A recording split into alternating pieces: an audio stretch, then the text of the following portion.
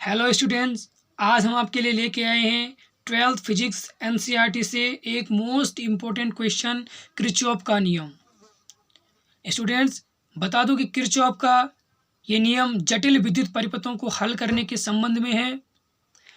वैद्युत परिपथों को हल करने के लिए ओम्स लॉ था, परंतु जिसके द्वारा जटिल विद्युत परिपथों को हल नहीं किया जा रहा था। इस कंडीशन को हल करने के लिए किरचॉफ ने 1842 ईस्वी में अपने नियम दिए हैं, जो कि 2 नियम हैं। चलो वीडियो को स्टार्ट करते हैं। किरचॉफ का प्रथम नियम, किसी विद्युत परिपथ में किसी भी संधि पर मिलने वाली समस्त धाराओं का बीजगणितीय योग 0 होता है, या धाराओं का गणितीय योग 0 होता है। ठीक है, क्या है? Sigma I equal to 0। अब इसको समझ लेते थोड़ा। माना किसी संधि O पर जो धाराएं हैं I1, I2, I3, I4, I5 है। संधि O की ओर जो आने वाली धाराएं हैं वो है I1, I2, I3, तथा संधि O से जो दूर जाने वाली धाराएं हैं वो है I4, I5। क्या होती है? संधि की ओर आने वाली धाराएं बराबर संधि की ओर जाने वाली धाराएं, इनका जो मान होते हैं बराबर होता है। ठीक है, तब इसमें देखते हैं हम सिग्मा आई इक्वल टू 0। अब एक बात समझ लो, जो संधि की ओर आने वाली धाराएं होती है उनको हम धनात्मक, तो जो संधि की ओर जो दूर जाने वाली धाराएं होती है उनको हम ऋणात्मक लेते हैं। तो देखिए I1 plus I2 plus I3, ये क्या है? संधि की ओर आने वाली धाराएं I1, I2, I3 संधि की ओर आने वाली धाराएं, इसलिए हम इनको धनात्मक लेंगे। और जो I4 और I5 हैं इनको हम ऋणात्मक इसलिए लेते हैं क्योंकि ये संधि से दूर जा रही है। Equal to 0। I1 plus I2 plus I3 equal to I4 plus I5, इसको हम पक्षांतर किया तो ये आ गया। तो क्या है?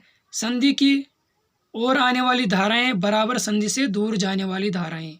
समझ गए? तो चलिए डियर स्टूडेंट्स, हम किरचॉफ का द्वितीय नियम समझ लेते हैं। ये थोड़ा प्रथम नियम के मुकाबले थोड़ा हार्ड है, ध्यान से समझना।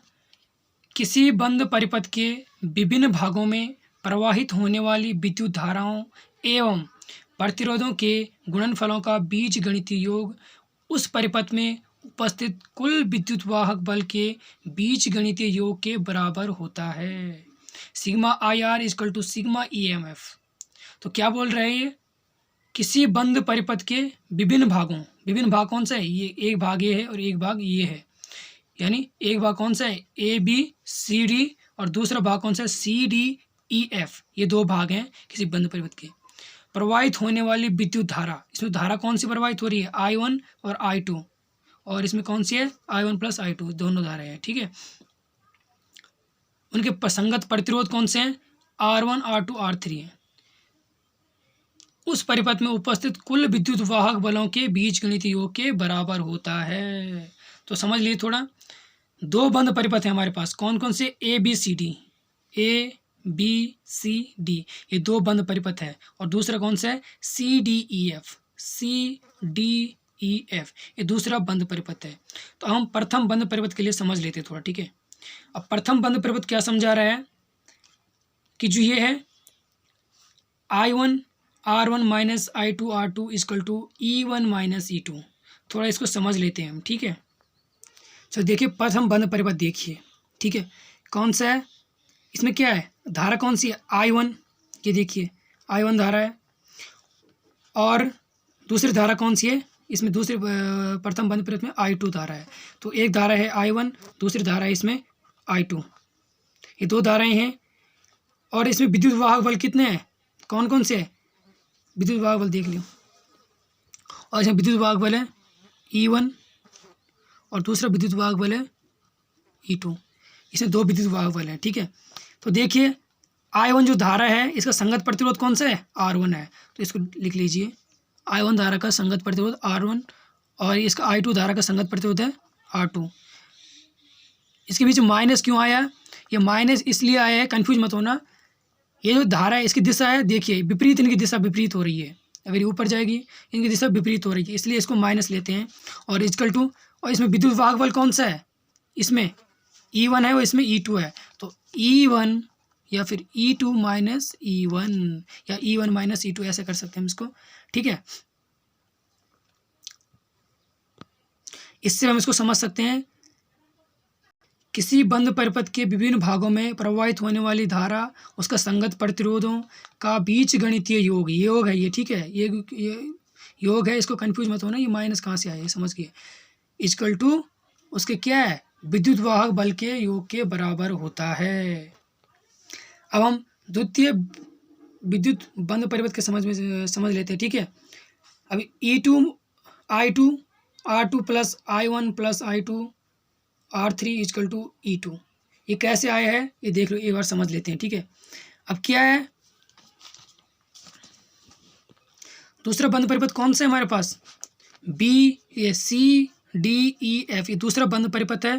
तो इसमें ये I2 R2 plus I1 plus I2 R into R3 equal to E2, ये कैसे आया है इसको समझ लें एक बार। देखिए इसमें धारा कौन सी है, I2 धारा प्रवाहित हो रही है, ठीक है। इसे I2 के साथ संगत प्रतिरोध है R2 है, प्लस ये प्लस चिन्ह क्यों आया है, जो इसके साथ जो दूसरी धारा है वो देखिए इसकी दिशा क्या है, समान है, ये भी इस तरफ जा रही है, ये भी इस तरफ जा रही है, इसलिए इसकी दिशा समान है, तो इसको हम प्लस लेंगे, प्लस चिन्ह आया। जो दूसरी धारा कौन सी है, I1 plus I2 sorry I1 plus I2 into R3, इसका संगत प्रतिरोध कौन सा है R3 इक्वल टू, अब विद्युत वाहक बल देख लीजिए, इसमें तो ये E1 तो प्रथम वाले में आ गया विद्युत वाहक बल, और अब जो E2 है वो द्वितीय विद्युत वाहक बल है, द्वितीय वो उसका विद्युत वाहक बल है, तो इसमें E1 प्रथम का आ गया और ये E2 दूसरे वाले का आ गया। तो स्टूडेंट्स आशा करता हूँ आप ये वीडियो समझ गए होंगे, अच्छे से समझ गए होंगे, तो चैनल को सब्सक्राइब करो, लाइक शेयर कमेंट जरूर करें।